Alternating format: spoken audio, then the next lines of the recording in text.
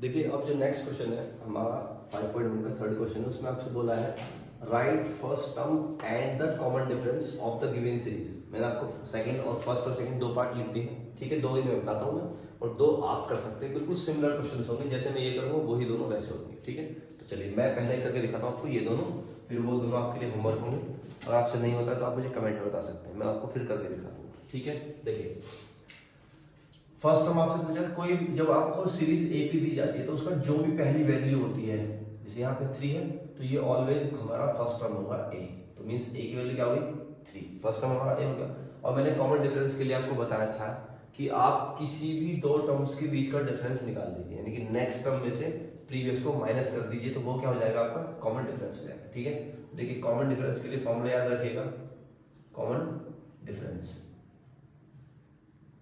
एक मैं general formula लिख दे रहा हूँ आपके लिए, अगर फिर से लिख दे रहा हूँ, जो आपको याद नहीं है तो फिर से आप याद कर लीजिएगा। कॉमन डिफरेंस इक्वल टू होता है next term minus previous term, clear.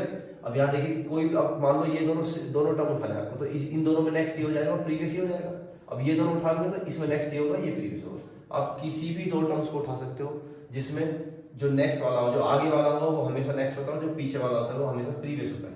तो मान लो मैं आपको ये ले लेता हूँ -3 मैंने लिया एंड इधर क्या लिया मैंने -1। और देखिए माइनस आपको फॉर्मूले का माइनस ये लिखना है और इसकी वैल्यू जो है ये क्या -1 है, तो उसको ब्रैकेट लगा के -1 लिखेंगे। ये ध्यान रखिएगा, ये वाला माइनस ऑलवेज कहाँ का है, फॉर्मूले का है, और ये वाला माइनस कहाँ, ये आपको गिवन है इसमें क्वेश्चंस में, जो गिवन है उनको वैसे लिखिएगा, फॉर्मूले का आपको लगाना ही लगाना है हर बार, ठीक है। तो देखिए वैल्यू करने के लिए माइनस का 3 और प्लस का 1 कितना हो गया -2, मींस आपको कॉमन डिफरेंस कितना आ गया -2, और a की वैल्यू कितनी है 3। बस यही तो आपसे पूछा है। देखिए फर्स्ट टर्म कितना है, फर्स्ट टर्म पूछा था तो वो a हो गया 3, कॉमन डिफरेंस पूछा था तो वो ऐसे आपने निकाल दिया, क्या आ गया वैल्यू -2। तो आपको ये दोनों चीजें पूछी थी, ये क्वेश्चन यहाँ ओवर हो जाता है, ठीक है। अब सेम हमें इसमें करना चाहिए। देखिए यहाँ भी आपको मैंने बोला था जो भी फर्स्ट टर्म होता है वो जो फर्स्ट स्टार्टिंग से सीरीज होती है उसका फर्स्ट टर्म हमेशा a होता है, तो a की वैल्यू कितनी होगी -5, क्लियर। अब d निकाल ली, कॉमन डिफरेंस को हम d बोल देते हैं, कॉमन डिफरेंस को d से डिनोट कर देते हैं d, ठीक है।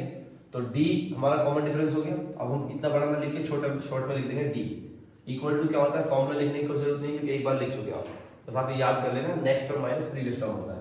अब हम मान लेते हैं इन दोनों को लेते हैं, चलिए तो नेक्स्ट टर्म इन दोनों में 7 हो गया और प्रीवियस कौन हो गया 3, तो वैल्यू कितने आएगा 4, तो d की वैल्यू क्या हो गया आपकी 4।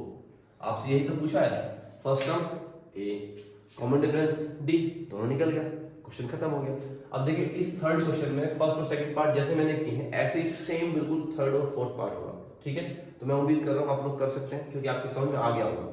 अगर आप नहीं कर पाएंगे तो आप मुझे कमेंट में बता देना, मैं फिर से आपको करके दिखा दूंगा, ठीक है। चलिए इसको आप देखिएगा।